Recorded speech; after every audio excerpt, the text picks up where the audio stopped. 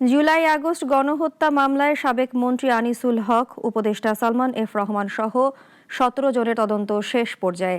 আলাদা মামলায় তাদের বিরুদ্ধে চার্জশিট দেওয়া হবে।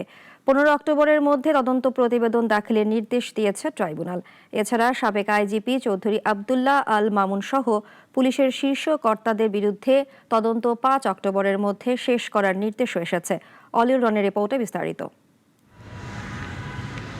ট্রাইব্যুনালের হাজতখানা যেন আওয়ামী লীগ নেতাদের এক মিলন মেলা। জুলাই গণঅভ্যুত্থানের ৭ মামলায় সকালে একসঙ্গে ৩৯ অভিযুক্তকে আনা হয় আন্তর্জাতিক অপরাধ ট্রাইব্যুনালে। সকাল 10:30টার পর একে একে ট্রাইব্যুনালে তোলা হয় আনিসুল হক, সালমান এফ রহমান, কামরুল ইসলাম, দীপুমণি ও জুনায়েদ আহমেদ পলক সহ আওয়ামী লীগের সাবেক এই এমপি ও মন্ত্রীদের। শুনানি শুরুর আগে হাসানুল হক ইনু বিচারকের অনুমতি পেয়ে কথা বলেন আদালতে। তার অভিযোগ, ডিবি পরিচয়ে কারাগারে অসৎ উদ্দেশ্যে তার কণ্ঠ পরীক্ষা করা হয়। এ সময় প্রসিকিউশনের সঙ্গে বাকবিতণ্ডায় জড়ান তিনি। পরে চিফ প্রসিকিউটর দেখান ট্রাইব্যুনালের আদেশে ইনুর কণ্ঠ পরীক্ষা করা হয়েছে।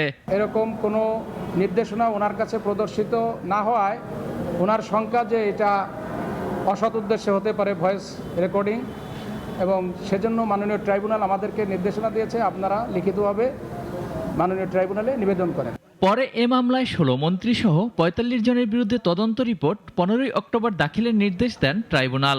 তদন্তের অগ্রগতি প্রতিবেদন ট্রাইব্যুনালে জমা দিয়েছেন তদন্তকারী কর্মকর্তা এবং সাথে সাথে আরও ৩ মাসের সময় প্রার্থনা করেছেন। ট্রাইব্যুনাল সময় মঞ্জুর করেছেন।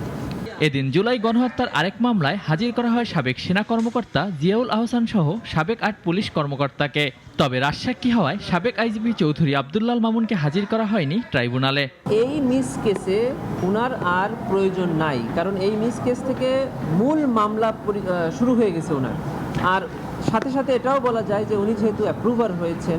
এদিন কক্সবাজারে বহুল আলোচিত একরামুল হত্যা মামলায় গ্রেপ্তার দেখানো হয়েছে সাবেক স্থানীয় এমপি বদিকে। তাকে তদন্ত সংস্থায় জিজ্ঞাসাবাদের অনুমতিও প্রদান করে ট্রাইব্যুনাল। অলিউল রনি, নাগরিক, ঢাকা।